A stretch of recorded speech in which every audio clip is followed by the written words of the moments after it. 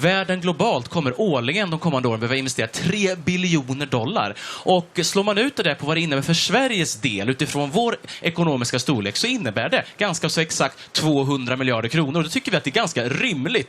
Vi fick höra Filip Botström i Almedalen.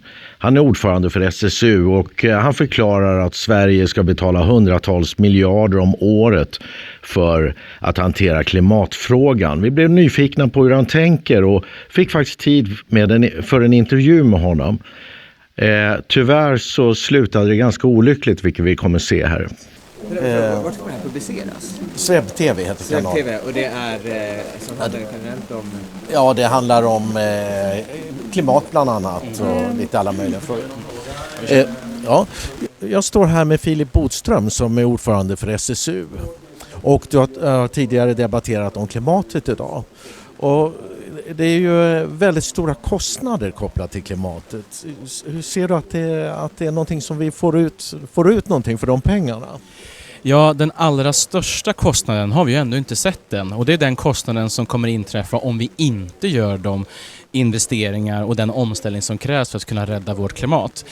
Det finns ju politiker som säger att vi inte har råd att rädda klimatet och stärka miljöarbetet. Men den politikern är ju också i så fall svaret skyldig hur mycket man är beredd att betala den dagen det är för sent.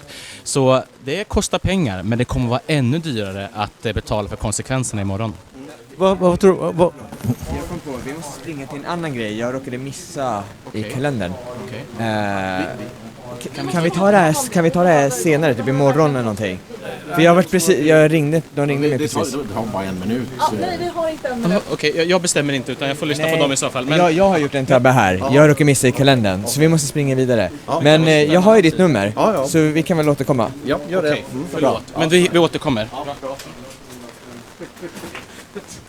Ja, det blev ett snabbt slut där. De fick saker som de måste göra.